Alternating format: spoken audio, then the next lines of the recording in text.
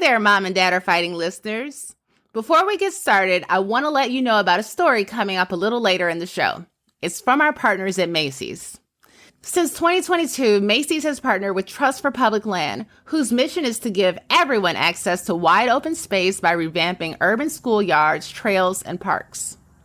From April 1st to 30th, you can support Trust for Public Land's Community Schoolyards project by rounding up your Macy's in-store purchase or donating online. Stick around to hear from Danielle from Trust for Public Land. Welcome to Mom and Dad Are Fighting, Slate's parenting podcast for Monday, April 10th. I'm Jamilah Lemieux, a writer, contributor to Slate's Care and Feeding Parenting column, and mom to Naima, who is 10, and we live in Los Angeles. I'm Elizabeth Newcamp. I write the homeschool and family travel blog, Dutch Goose. I'm the mom to 3 littles, Henry, who just turned 11, Oliver, who's 8, and Teddy, who's 6. We live in Colorado Springs, Colorado.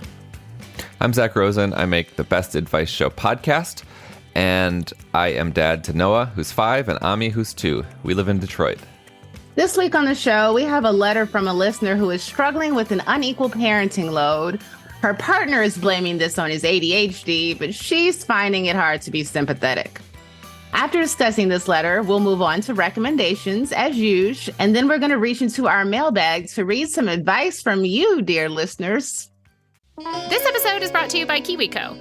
I love family game night. It is so fun to get the whole family together and have a chance to just sit down and do something together. No phones, not worrying about routines or what needs to happen. But honestly, sometimes it's hard to find like a game that we all want or to do things that everyone is engaged in. Well, KiwiCo is defining the future of play by making it engaging, enriching, and seriously fun. Henry just completed the coolest project. He made a mini vacuum cleaner. Like, it works not only to pick up crumbs from the dinner table, he's also used it to pick up perler beads from the ground and Legos. Like, it has these big sweepers. Plus, you guys, you don't have to go shopping for all the pieces. It's so great. It all arrives at your door, and then you can do your project as a family. Redefine learning with play. Explore hands-on projects that build creative confidence and problem-solving skills with KiwiCo. Get 50% off your first month plus free shipping on any crate line using the promo code Mom and Dad. That's 50% off your first month using the promo code Mom and Dad. This podcast is brought to you by Progressive Insurance. Most of you listening right now are probably multitasking. Yep, while you're listening, you're probably also driving, cleaning, exercising, or maybe even grocery shopping. But if you're not in some kind of moving vehicle, there's something else you can be doing right now. Getting an auto quote from Progressive Insurance. It's easy, and you could save money by doing it right from your phone. Drivers who save by switching to Progressive save nearly $700 on average, and auto customers qualify for an average of 7 discounts. Discounts for having multiple vehicles on your policy, being a homeowner, and more. So just like your favorite podcast, Progressive will be with you 24/7, 365 days a year, so you're protected no matter what. Multitask right now. Quote your insurance at Progressive.com to join the over 29 million drivers who trust Progressive. Progressive Casualty Insurance Company and Affiliates.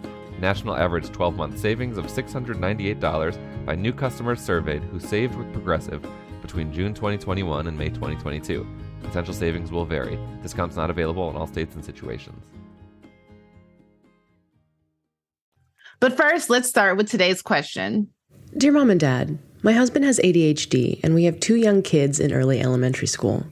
I'm not exaggerating when I say I do 99.9% of the house and childcare plus 100% of the mental load and the vast majority of work because we own a business together. When I ask for help with anything, it's met with hostility. If I complain that he doesn't help as a co-parent or spouse, he gets angry that I am not being understanding of his ADHD or calling him a bad father. Or he gets mad that I don't appreciate the bit of help I get from him at work. And I'll be honest, I'm not understanding. I can't seem to get through to him that it's affecting me so much. So of course, I'm frustrated / angry / isolated. Intellectually, I understand he has a disability, but most days it just feels like an excuse, especially since he hasn't taken any initiative to get the tools to help him to be an equal partner / parent. How do I deal with this? Frustrated, tired, burnt out. Whoa, Zach, what do you think? This sounds like such a challenging situation. I'm sorry that you're going through this, frustrated. And you say that he hasn't taken the initiative to get any of the tools. Is that to say like he isn't medicated for his ADHD? So that's kind of the first thing. And if he's not, why is that? I'm also curious, and I know it can be frustrating for our listeners sometimes that these clarifying questions that we are after, we don't have answers to. So I'm aware of that too, that it is frustrating, but I'm wondering, like, you've been working in the same business with your partner. Has it always been that you've been doing all the work, or did something change? And if there was a shift at some point, I'm curious what that shift was. But at this point, because you are the kind of main bearer of, physical, logistical, emotional, mental responsibility here, it's kind of like your partner has become another kid. And that is not a dynamic that you want to perpetuate. And I'm not blaming you for that. Like, you're not doing anything wrong here, but you have to somehow figure out a way to shake this current dynamic and get onto some kind of equal footing. And I think there are a number of ways that you could start to think about that. The first thing you could do is go to couples therapy and have a third party.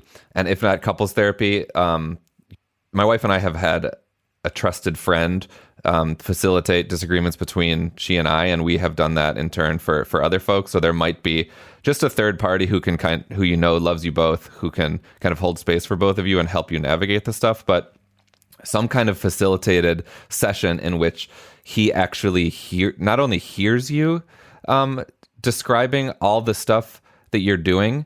You don't even have to bring the resentment in yet. You could just like list all the things. And in fact, a listener to this show, Lucy, she and her partner did this thing where she realized she was doing a lot more of the domestic labor at home and made a series of pie charts showing like, look, I do, 90% of the laundry. And when you can actually give someone a visual reminder of, whoa, you're right, I'm not doing shit, rather than just like hearing you nag them, it might kind of, get to them in a different way.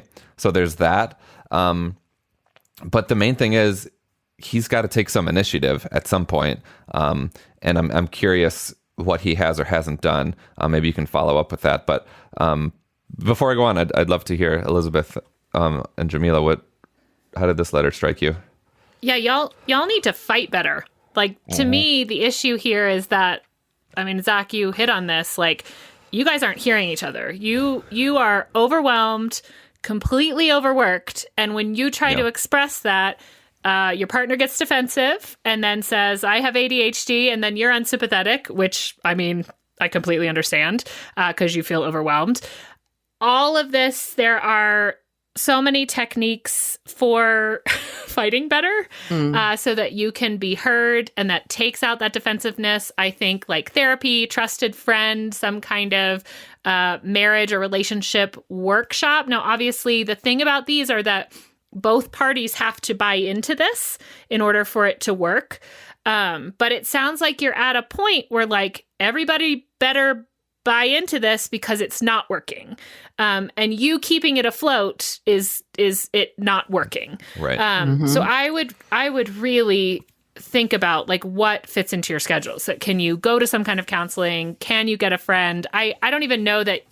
I think a friend might not even be enough at this point.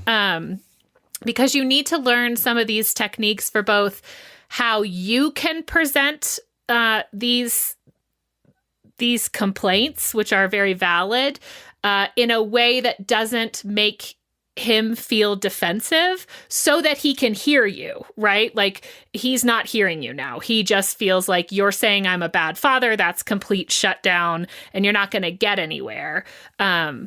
I think, too, part of that conversation has to be about the ADHD making things difficult, but that at the point that it is stopping your partner from participating in so many of these things, right? Like they need to see someone about this. And there are so many resources out there. There's, of course, medication, but if that's not what they're looking for, there are apps and strategies and things that he can adopt and that you guys can adopt as a family to help with this, whether that be list making or just very precise, like these are the tasks you're responsible for and these are when they're due. And this is how we have set up a system to remind that is not me reminding you. Like those are all things that you may need to assist putting into place. But honestly, like if he's not going to participate, I don't know what to do other than... Yeah. Since you can only control your behavior, I think maybe you need to educate yourself on some better ways to be heard in an attempt to be heard here.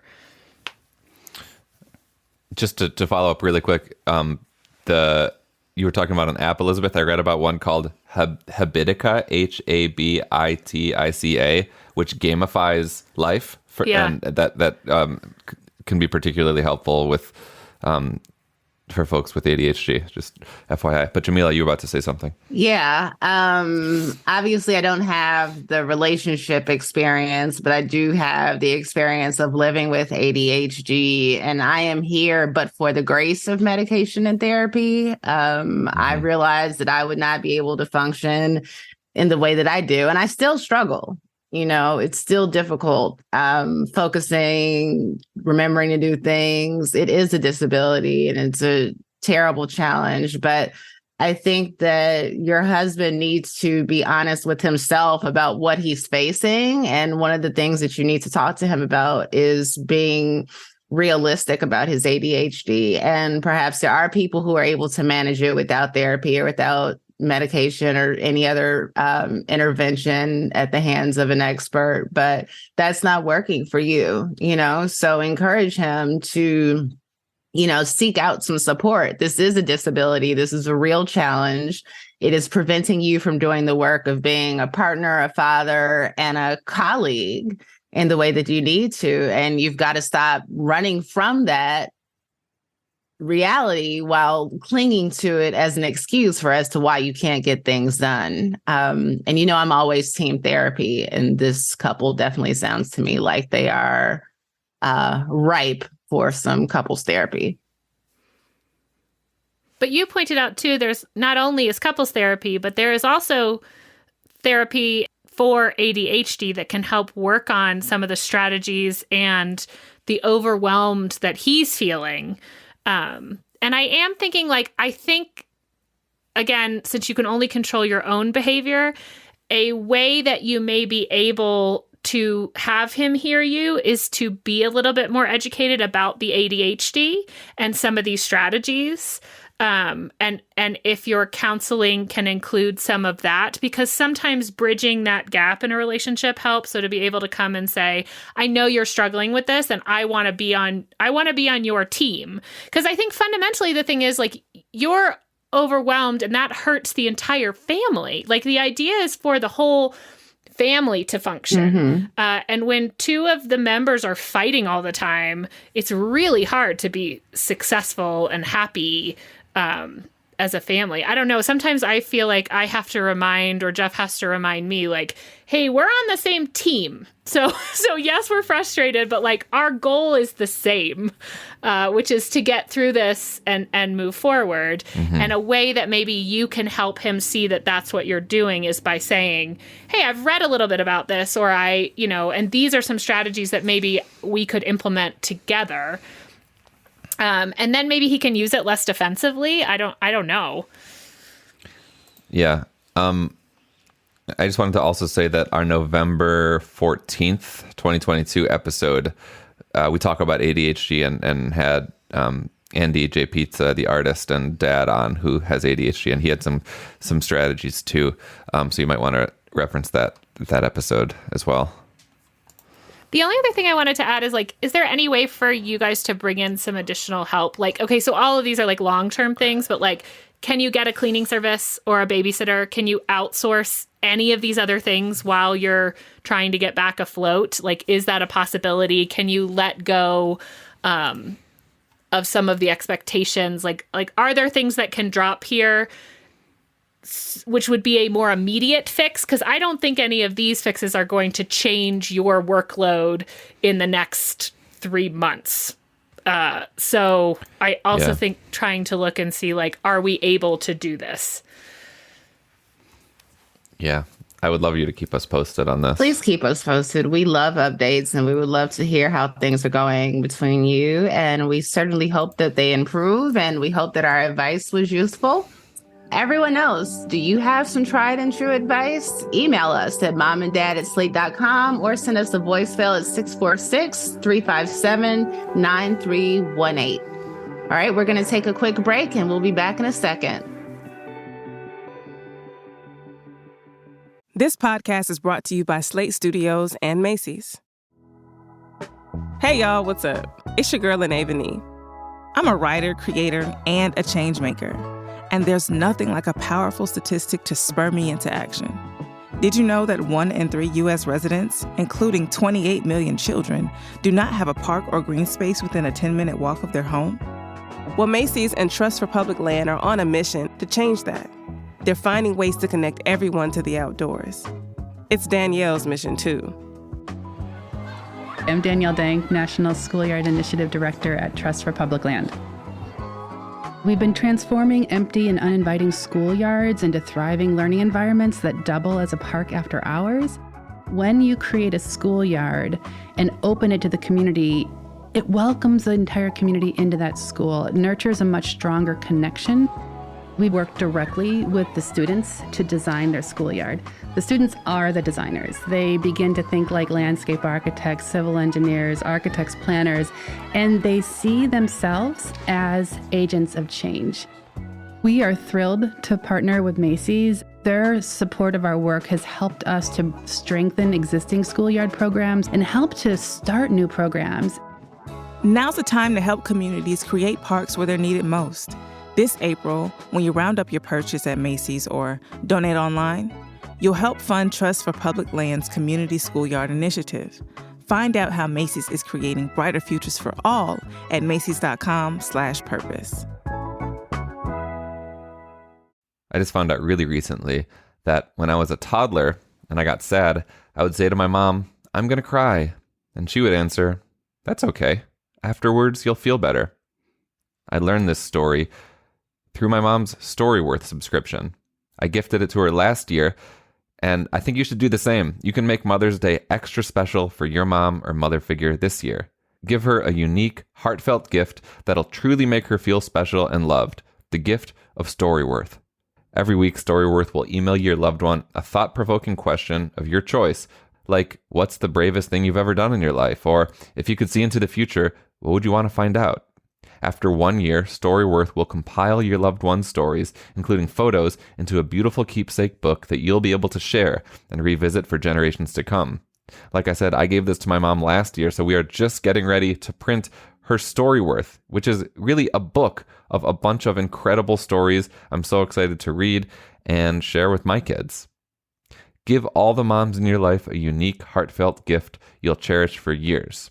Storyworth. Right now, for a limited time, you'll save $10 on your first purchase when you go to storyworth.com/momanddad. You may know Kelly Ripa from hosting the Live with Kelly and Ryan show for the last 20 years. Now you can get to know her in a whole new way by listening to her podcast, Let's Talk Off Camera with Kelly Ripa. The weekly podcast will transport you inside the unfiltered mind of Kelly Ripa. In each episode, Ripa will dive deep into her life and candidly discuss her marriage, motherhood, career, and how she manages to juggle it all in the public eye. Kelly will talk about everything she could never say on camera. It'll be unfiltered and deep, but most of all, fun. Joined by a rotating group of friends like Matthew McConaughey and Kate Hudson, Kelly dives into a wide range of topics. They'll talk about everything from crazy fitness trends to sex tips, all with humor, heart, and tenacity. So whether you're a longtime Kelly fan or just looking for a great new show, this podcast is perfect for you. Listen to Let's Talk Off Camera with Kelly Ripa every Wednesday on Apple, Stitcher, or wherever you listen to podcasts. All right, let's move on to recommendations. Zach, what are you recommending this week? Okay. Noah and I went to the Detroit Institute of Arts on Saturday, which is our city's just incredible art museum. And it was actually her first time there, partly because I thought that she would just complain about all the walking. And so it was a long overdue visit. It's very close to our house. It was raining. It was perfect. Ami was sick, so Shira was hanging with him at home. And so we went to the museum, and within like the first like 2 or 3 paintings that we saw, she was like, "Can I take a picture of this?" I'm like, why? She's like, "I don't know, like so we can remember it later." I'm like, okay, sure. And so she proceeded to take a picture of about 400 works of art. Yeah. As we walked around the museum for a good 2 hours. She didn't complain once. She was super engaged because she had this really short-term goal of taking a picture of these masterpieces. A couple times I was thinking, like, should I tell her, like, why don't you just like appreciate the art? But I stopped myself. And we had such a great outing. She was engaged. We talked about the work. And my God, it was fantastic. So like, don't go to, my recommendation is like, don't go to the museum and tell your kid to like, notice the brush strokes. Just go to the museum. And if they're being, if you find that they're interested in using the phone as an interface between them and the work, just go for it. And it worked well. Kids are so like tactile in the way that they appreciate things. Like things have to have an activity. That's why children's museums are all hands-on. We always bring like a sketchbook to the art, or play this game that in each gallery we pick which painting we would hang in our house or which thing we bring to our house. That's cool. And anything and to then keep you try them, to steal the painting. I just quickly realized like they can't stand there and think. They don't have one, their brains are just different, but two, they don't have, like when we're looking at a painting, we're like reflecting on all this stuff, but like they don't have that much experience. And so I think they like, when kids like to take things, they like to bring something with them. So I think the camera is great, or like a sketchbook, or I often find they'll just like sit down in front of a painting in a gallery and be like coloring, on the floor we let them bring like 2 pencil, something they can manage. But I think that's so great. And I give dirty looks to anyone that gives dirty looks to the kids in the museum doing whatever. 'Cause I'm like, you want adults to grow up and appreciate art and keep these institutions alive. Yeah. Like, how do you do that if you never take a kid to a museum? And then the dirty looks just cancel each other out. So there's no dirty looks. Exactly. Yeah. Elizabeth, what about you? What are you recommending? So I'm recommending Exit the Game, which is an at-home escape room. The kids have been like really into escape rooms. Henry had an escape room birthday party, which was like fun, and they want to go, but they are super expensive and not really aimed at kids. So I was looking at options, and we have done a few like for school that I print from Teachers Pay Teachers. So there are all kinds of educational ones, but they were like really wanted to do like a fun escape room. So this is a little boxed one. There's all kinds you can pick. The one we did was like fairy tale themed and was easy. Like Henry could definitely do it. The other 2 with his prompting and our help. And it was super fun. It can all be done on your kitchen table. Each box can only be used once because you do like cut things up and do stuff. But it was so nice. We like got halfway through the game, packed it up for the night, and then the next day revisited it. But you could bring it traveling with you. Like it could be played in an airport. In fact, I may get one for our next trip if we have a delay. But it was super fun and a way for them to kind of enjoy the escape room for, less than sending a family of 5 to one that they could never solve. That's cool. That's very cool. Naima's been asking about escape rooms lately, so maybe we should try this. She couldn't believe that I'd done them before. She felt like betrayed. Like, you've been to escape rooms without me? It's nice because if they get frustrated in the actual escape room, like it's supposed to be frustrating. This was nice because like when they got frustrated, we could physically remove ourselves. Like we could do all those strategies, right? And I think Naima could do one of these with a couple of friends, and have that $15. fun. Sounds like fun. What about you, Jamilah? All right, so I'm making an adult recommendation again this week. I am recommending a show on Netflix called Wellmania. It's about an Australian woman who is a hard partying food critic. Like, she really parties hard. And she goes back home to Australia for a weekend. She's based in New York, and she's on the cusp of getting this fabulous job as a judge on a food television show. She's up for this job. It's going to take her career to the next level. And she's a bit of a screw up, but she still managed to land this cool career for herself. And she loses her green card, and she's determined unfit to go back to the United States, because to get a green card, you have to have a physical evaluation, and she's, her vitals are bad. Like, there's concern that she would become a burden to the United States because she's in poor health. She hasn't been taking care of herself. She parties really hard. She's 39, so she's been partying hard for a while. And so she has to get her lifestyle together in order to get back into the country. And so it sets her on this journey. She's living with her mother during this time, and she's also interacting with her brother who's getting married, and he's kind of like the perfect child, and she's the wild child. And it's just really good. It's only 8 episodes long. I'm hoping for a season 2, but I really, really enjoyed it. How did you hear about this? You know what? Netflix just suggested it to me, and I don't usually take those suggestions. But I watched the trailer and I was like, okay, this looks interesting. This is something to fall asleep to. And I ended up finishing the whole series last weekend. That's awesome. Nice. Yeah. Now it is time to open up our mailbag. We always appreciate hearing from our listeners, so please keep the letters coming. The first one comes with a little flower picking advice for Noah. They write, "Hi, Mom and Dad. Congrats to Noah for leaving that singular spring flower for all her neighbors to appreciate. Sometimes it is helpful to have a rule to know if you can pick a flower. When a flower is in a garden, you must always ask the gardener if you can pick the flower. When it is a wildflower, I wanted to share this poem that I learned at an outdoor education camp 3+ decades ago. Huh. Pick if you must one flower face, 10 more must stand in its place. 2 feet square must hold that many. Otherwise, look, but don't pick any. Happy spring." Oh, I love it. I'm going to share that with Noah. That's beautiful. Isn't it? I thought it was so cute. Oh, thank you. It's so cute.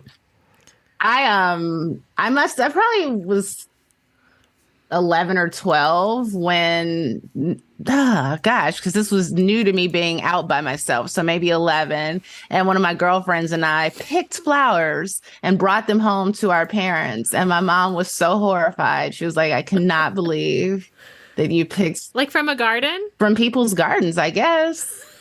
Like, I don't know what we were thinking. But I'm sorry to the people whose gardens we picked. We were trying to do something nice for our parents. I wish we'd had this handy poem. That would have been very helpful. All right. And we got this comment to ease Elizabeth's fears about not having an oven in Japan. They write, "I heard Elizabeth's news about moving to Tokyo on the podcast, and also her concern about the lack of ovens in most homes. And I just want to share my experience in case it's helpful. I have lived in Vietnam, Taiwan, and South Korea, and have stayed in several Airbnbs in Japan. And there was never an oven in any kitchen I had in Asia. I think if you live in a brand new, fancy, modern high-rise, you might get an oven, but it's not common at all. In any case, my solution to this problem was to simply buy a countertop oven.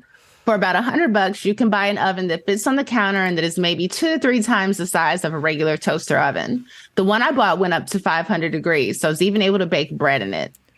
While I was happy to have my giant American-sized oven when I moved back to the States, that countertop oven definitely did the job. Hope that helps."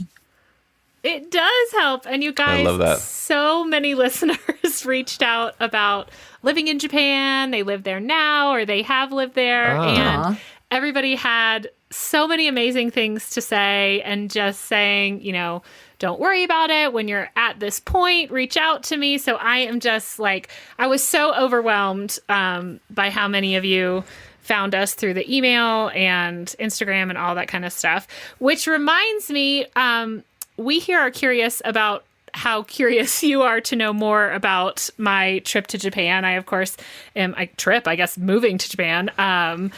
I want to know what you want to know because we have the opportunity to do some things as we travel over there or as we learn about stuff. But I'm curious to know what you want to know and how much you want to hear about it. So if you have any thoughts on that, you can, of course, email us at momanddad@slate.com. Awesome. Well, that does it for today. This episode of Mom and Dad Are Fighting is produced by Rosemary, Belson, and Maura Currie. Alicia Montgomery is VP of Slate Audio. For Zach Rosen and Elizabeth Newcamp, I'm Jamilah Lemieux. Thanks for listening.